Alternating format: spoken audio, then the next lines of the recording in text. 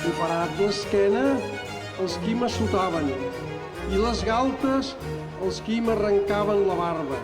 No es volgué guardar gelosament la seva igualtat amb Déu, sinó que es va fer no res, fins a prendre la condició d'esclau.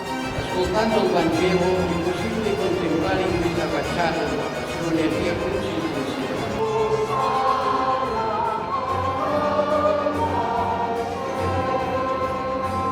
El Déu